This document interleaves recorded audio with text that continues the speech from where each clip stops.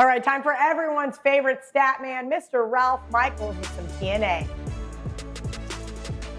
Hey, Kel, how are you?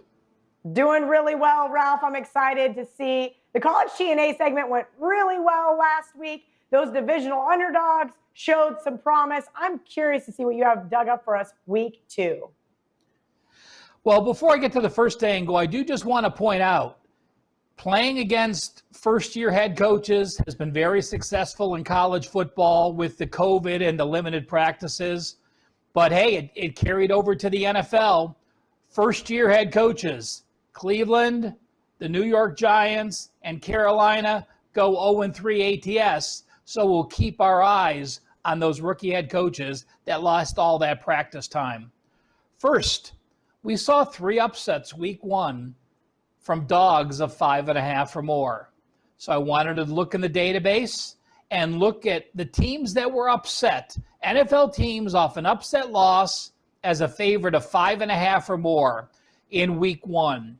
Do they respond after that embarrassing opening season loss? They sure do. Since 1994, they have gone 24-11 against the spread. That is 69%.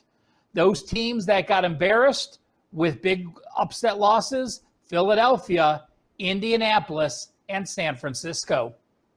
I love that. That bodes very well for the end of the show in my best bet segment. You guys will have to hang tight for that one. But I always like when Ralph has a nice stat to be able to back that one up. Well, now let's look at teams. This one surprised me. NFL Week 2 road teams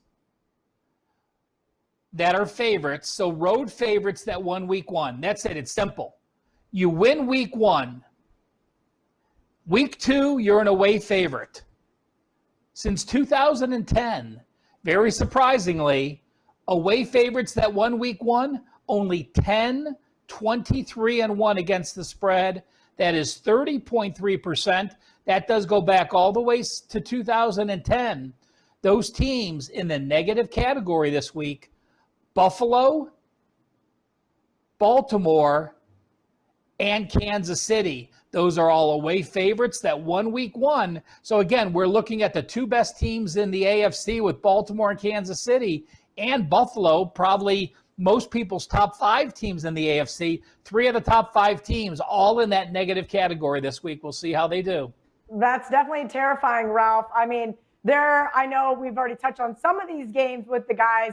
I know that some of them are going to be in their best bet segment later on, but right now, betting against Buffalo, Baltimore, and Kansas City looks absolutely terrifying. What else have you dug up for us for NFL Week 2? I agree, Cal, just because we're giving these stats out doesn't mean I'm playing against them. KC's won and covered 10 straight games. I'm not stepping on their toes. But this really has hidden value, this next one. It's week 2 teams that lost but had a yardage edge. That's that hidden value from Joe Public that looks at a score and a final score and who covered and didn't watch the game or analyze the box score. So week 2 teams that had a yardage edge in week 1, since 2013, those teams have gone 28-16, 64%. And if we take out the double-digit favorites, so we call them a favorite up until 9 points, they've gone 27-12-1, 69%. There are actually 6 teams this week that outgained their foe and lost. Atlanta had a 506-383 yard edge. Carolina 388-372. Detroit 426-383. Indianapolis had a 225 yard edge and lost that game. Philadelphia 265-239, and Tampa Bay 310-271. In all of those games, you could pretty much say turnovers was the reason those teams lost. And 95% of the time, when a team had a yardage edge and lost, it's because they lost the turnover battle. All right, so 2 of those guys play each other, Tampa Bay and the Panthers. So I'm going to cross them off, but that does bode well for my Lions +6 bet, which was supposed to be VR Steam Game of the Week, but he went ahead and changed it. So I'm excited to see how these other ones play out. And now let's take a look at this one. Surprised me, and it's because of my Cleveland Browns, unfortunately.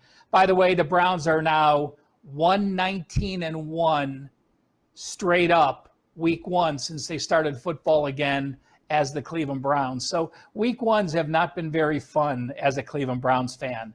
So what happens when a team is off a 20-point loss in week one and now they're a home favorite week two?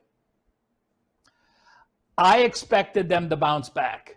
I expected them to be embarrassed. Now you're at home. You're the better team. Well, guess what? It just teams at home off a 20-point loss in week one, 9-19-2 against the spread, 32%. As a home favorite up to 10, Kelly, since 1989, you are 18.8% against the spread. That is an 81.2% angle on the Cincinnati Bengals this week. So, it's a situation. The Browns are the only team that applies. The sample size isn't great because there's not many teams that have it, but it's a number that I'm glad I looked up, because in my head, I think Cleveland, short week at home, rookie quarterback traveling, that I want to fade the Bengals, but that Browns angle is enough to keep me off of it.